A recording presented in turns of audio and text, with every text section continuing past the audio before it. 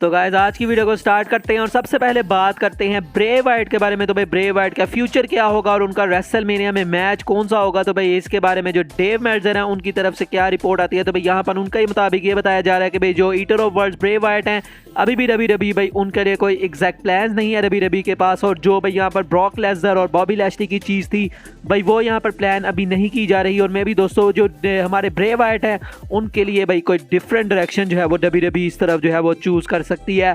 तो अब पता नहीं भाई जो ब्रे वाइट है उनकी जो सिचुएशन है भाई अभी काफ़ी ज़्यादा अनक्लियर है, क्योंकि एलिमिनेशन चैम्बर का जो रिजल्ट है वो काफ़ी ज़्यादा अजीब सा निकला। और उसके अलावा जो बॉबी लैशली और ब्रॉक लेसनर है अब उनका भाई यहाँ पर क्या चीज़ है, तो भाई फाइटफुल की तरफ से ये बताया जा रहा है कि भाई ये दोनों अभी भी अपनी जो फ्यूड है उसको जो है वो कंटिन्यू रखने वाले, क्योंकि भाई क्लियर हमें रिजल्ट जो है वो देखने को नहीं मिला। अब भाई ये चीज़ अभी उन्होंने कंफर्म नहीं की कि क्या इनका जो अगला मैच है वो हमें रेसलमेनिया में देखने को मिलता है या नहीं, क्योंकि भाई उन्होंने यहाँ पर कहा कि अभी तक भाई रेसलमेनिया के लिए इस मैच को लॉक नहीं किया गया और मे भी रेसलमेनिया से पहले ही भाई इस मैच को WWE कर सकती है। तो अब हो सकता है भाई कोई बड़े एरिना में अगर WWE का शो होता है तो वहाँ पे इस मैच को जो है वो किया जा सकता है।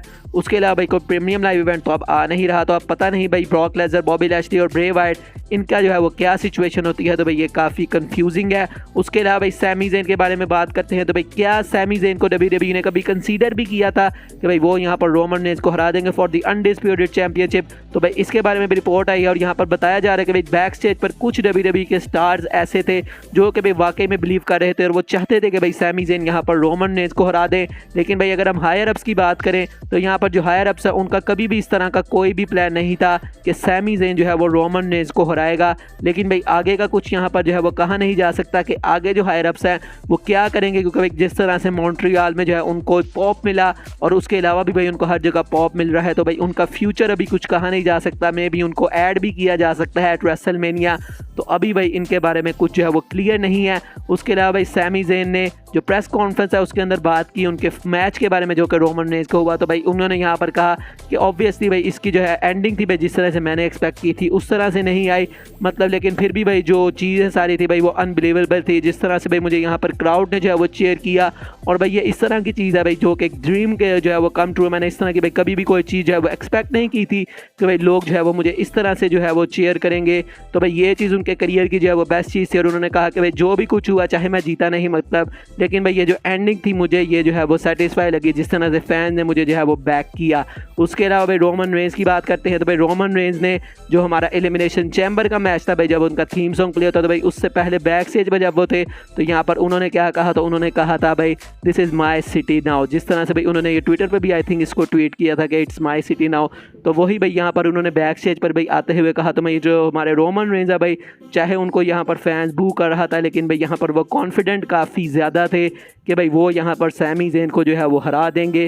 तो भाई इससे हमें पता लगता है कि भाई किस नेक्स्ट लेवल पर जो है वो रोमन रेंज हमारे भाई ऑपरेट कर रहे हैं। तो ये भाई यहाँ पर कहना था रोमन रेंज का before his match at elimination chamber against Sami Zayn. उसके अलावा भाई ऑस्टिन थ्योरी की बात करते हैं तो भाई ऑस्टिन थ्योरी से जो है हमारी मतलब एलिमिनेशन चैम्बर की प्रेस कॉन्फ्रेंस थी वहाँ पर भाई जॉन सीना के बारे में भी उनसे जो है वो पूछा जाता है। तो भाई वो यहाँ पर कहते हैं मतलब उनसे पूछा जाता है कि क्या तुम मतलब जॉन सीना से जो है वो लड़ना चाहोगे फॉर द US चैंपियनशिप। तो उन्होंने यहाँ पर कहा कि भाई हर कोई जो है वो हमेशा भाई जॉन सीना के बारे में क्यों बात कर रहा होता है, भाई वो अब पास हो चुका है और मैं जो है वो अब ना हूँ। तो भाई आज मैंने जो किया जो मतलब जिस तरह से भाई मैं मैच जीता तो मैंने जो है वो अपने आप को शोकेस कर लिया है और अब भाई तुम लोगों को मेरे बारे में बात करनी चाहिए, किसी और के बारे में जो है वो बात नहीं करनी चाहिए। उन्होंने जॉनी गरकानो के बारे में यहाँ कहा कि भाई हाँ भाई वो कैंडिस लेरे के पास जाके रो रहा होगा, तो सबको यहाँ चाहिए कि मेरे से जो है वो लिए बात करें, मतलब मेरे बारे में बात करें और नेक्स्ट टाइम भाई जब तुम मुझसे कुछ भी सवाल करो तो भाई उससे पहले सोच लेना। उसके अलावा भाई केविन ओवेंस के लिए ये जो है वो मीम आ रही है जो कि भाई काफ़ी फ़नी लगी। यहाँ पर उन्होंने लिखा है सबसे पहले कि भाई ओवन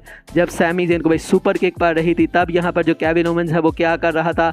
उसके बाद भाई जब सैमी ज़ेन के ऊपर चेयर शॉट हो रही थी तब यहाँ पर क्या कर रहा था केविन ओवेंस। और भाई उसके बाद जब मैच ख़त्म होता है तो तब भाई यहाँ केविन ओवेंस क्या कर रहा था, क्योंकि भाई जो फैंस हैं वो काफ़ी ज़्यादा यहाँ पर जो है वो नाराज़ हैं कि भाई केविन ओवेंस मैच के दौरान जो है वो क्यों नहीं आए, भाई उन्होंने क्यों इतना जो है वो वेट किया कि सैमी ज़ेन को भाई पिटने दें।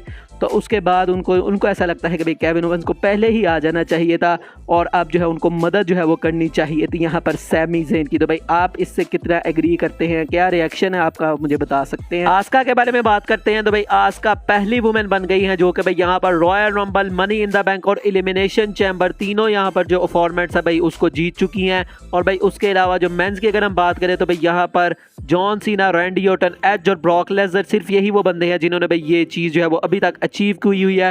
तो मतलब आस्का भाई इस लिस्ट में आ गए और भाई सरप्राइजिंगली वुमेन्स में से आस्का ने ये चीज़ अचीव की है। भाई शुक्र है WWE ने ये चीज़ भी शार्लेट फ्लेयर को नहीं दी, क्योंकि भाई शार्लेट फ्लेयर को ही सब चीज़ें तो दी जाती है। तो यहाँ पर भाई आस्का ने जो है वो ये चीज़ अचीव की है। तो भाई ये काफ़ी एक बड़ा मोमेंट है आस्का के लिए। आप देखते हैं कि क्या इस मोमेंट से वो फ़ायदा उठा के चैंपियनशिप भी जीत पाती हैं या नहीं जीत पाते। उसके अलावा बात करते हैं भाई WWE की सेलिंग के बारे में। तो भाई काफ़ी दिनों से इसके बारे में हमने कोई बात नहीं की, क्योंकि भाई कोई रिपोर्ट ही नहीं थी। तो भाई अब यहाँ पर रिपोर्ट आती है कि जो WWE है भाई उसको अभी तक जो ऑफर हुई है WWE के लिए, तो वो यहाँ पर भाई 6.5 बिलियन जो है उनको ऑफर हो चुकी है। और भाई जो विंस मैकमैन है वो यहाँ पर 9 बिलियन जो है वो मांग रहे हैं इसका। और वो काफ़ी मतलब लोगों से भाई निगोशिएट कर रहे हैं, डिज्नी, कॉमकास्ट, इंडियावर ग्रुप, इन सब के साथ भाई यहाँ पर जो बातचीत है वो यहाँ पर मतलब जारी है उनकी, कि भाई वो यहाँ पर सेल करना चाहते हैं। और इवन के भाई ट्रिपल एच से भी इसके बारे में जो है वो पूछा जाता है, तो उन्होंने यहाँ पर सिंपली कहा कि भाई जब तक मैं अपना रोल जिस तरह से अदा कर रहा हूँ भाई वो यहाँ पर करता रहूँगा मैं, तो भाई मुझे इसमें कोई मसला नहीं है। मैं इन चीज़ों में जो है वो इतना कोई खास जो है वो इंटरेस्ट नहीं रखता, ना मैं इसमें इतना पढ़ता हूँ। उसके अलावा भाई ये भी बताया जा रहा है कि भाई जो रेसलमेनिया 39 होने वाली है वो यहाँ पर जो विंस मैकमैन के अंडर WWE है भाई वहाँ पर उनका ये लास्ट PPV होगा। उसके बाद भाई जो विंस मैकमैन है उनकी ओनरशिप ख़त्म हो जाएगी और जो मतलब हमारी ये जो कंपनी है भाई ये एक पब्लिक कंपनी जो है वो बन जाएगी। तो इस तरह से भाई जो रेसलमेनिया है वो यहाँ पर फाइनल होगा। तो अब क्या भाई रेसलमेनिया में विंस कुछ ऐसा कर जाएंगे, कुछ ऐसी बुकिंग कर जाएंगे भाई जिससे बेड़ा गर्क जो है वो WWE का जो है वो कर जाएंगे। तो भाई कुछ कहा नहीं जा सकता उनका दिमाग कब जो है वो घूम जाए, लेकिन भाई यही कहा जा रहा है कि भाई रेसलमेनिया के बाद यहाँ पर जो हमारी WWE है भाई उसको विंस मैकमैन सेल आउट कर देंगे। तो देखते हैं बहरहाल विंस मैकमैन भाई कब इस चीज़ को करते हैं। उसके अलावा भाई एलिमिनेशन चैम्बर की अब हम बात करते हैं। तो भाई एलिमिनेशन चैम्बर ने भी यहाँ पर रिकॉर्ड बना लिया है और भाई ये largest gate and viewers in the event's history, मतलब जितने भी भाई यहाँ पर एलिमिनेशन चैम्बर्स हुए हैं भाई उसके अंदर जो व्यूवर्स है और भाई मतलब जितनी भी टिकट सेल वगैरह है भाई ये सबसे ज़्यादा थी। क्योंकि भाई यहाँ पर हमने आज देखा कि आज भाई यहाँ पर सोल्ड आउट जो है वो स्टेडियम था।